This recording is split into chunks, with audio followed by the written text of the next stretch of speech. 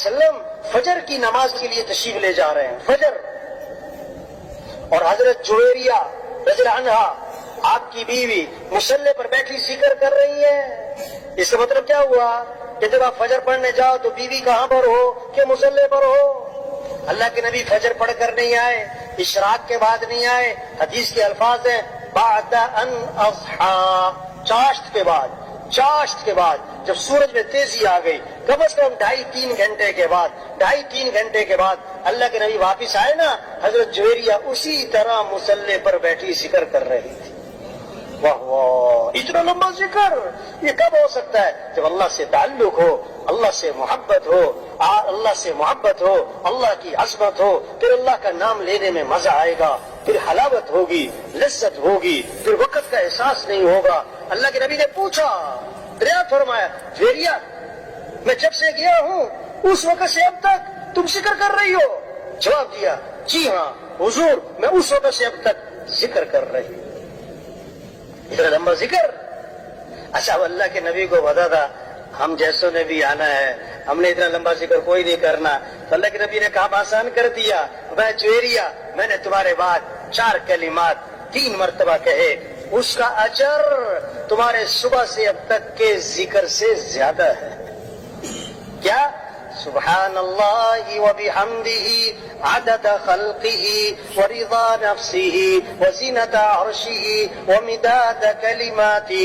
سبحان اللہ وبحمدہ عدد خلقہ ورضا نفسہ وزینۃ عرشہ ومداد کلماتہ۔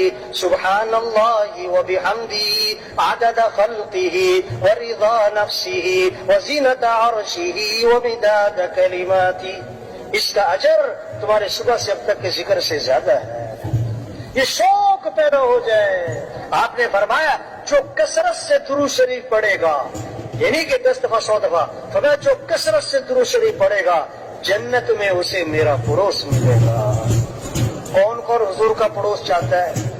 لوگ دونوں ہاتھ کھڑے کرتے ہیں، اچھی بات ہے، جذبہ ہونا چاہیے، محبت کا تقاضا یہ ہے، لیکن بھائی اللہ کے نبی نے فرمایا کثرت سے کیا پڑھو؟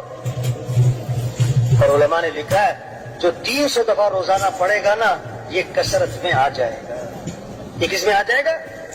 اب چھوٹا سا درود شریف بتاؤں آپ کو، چھوٹا سا، صلی اللہ علی النبی الامی، صلی اللہ علی النبی الامی، صلی اللہ علی النبی الامی۔ جیسے گلاب جامن کھاتے ہوئے مزہ آتا ہے نا، اور گلاب جامن کا نام سن کے منہ میں کیا آتا ہے؟ پانی آتا ہے نا، تو درود شریف پڑھتے ہوئے کیا ہے؟ مزہ ہے، دل لگے۔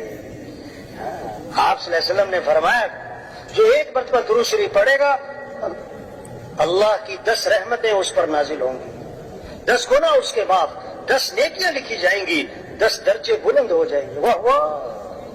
ایک عجیب قصہ آیا، ایک صحابی آئے، عرض کی اللہ کے رسول میں نے ذکر کا وقت طے کیا ہے، ذکر کا دعا کا وقت طے کیا ہے، اتنا وقت مجھے ذکر کرنا ہے۔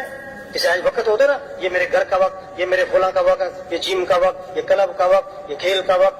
ٹھیک ہے بھائی، ذکر کا وقت بھی تو ہو، تلاوت کا وقت بھی تو ہو، مسجد کا وقت بھی تو ہو، قرآن کا وقت بھی تو ہو، تبلیغ کا وقت بھی تو ہو۔ حضور میں نے ذکر کا وقت طے کیا ہے، اس میں سے کتنا وقت میں درود شریف کو دے دوں؟ پھر خود ہی کہا حضور 1/4 وقت درود شریف کو دے دیتا ہوں، باقی جو ہے دوسرے اعمال اذکار کروں۔ آپ نے فرمایا ٹھیک ہے، لیکن درود شریف زیادہ کر لو تو بہتر ہے۔ عرض کی حضور 1/3 وقت درود شریف کو دیتا ہوں، باقی 2/3 دوسرے اعمال۔ فرمایا ٹھیک ہے، لیکن درود شریف زیادہ کر لو تو بہتر ہے۔ اچھا میں آدھا وقت درود شریف کو دیتا ہوں، آدھا وقت باقی اذکار۔ فرمایا ٹھیک ہے، لیکن درود شریف اور زیادہ کر لو تو بہتر ہے۔ اچھا حضور میں 2/3 وقت درود شریف کو دیتا ہوں، 2/3 وقت درود شریف کو دیتا ہوں، باقی دوسرے اذکار۔ آپ فرمایا ٹھیک ہے، لیکن درود شریف اور زیادہ کر لو تو بہتر ہے۔ اور اچھا پھر میں ایسا کرتا ہوں، میں سارا وقت درود شریف کو دیتا ہوں، میں درود شریف ہی پڑھتا رہوں گا۔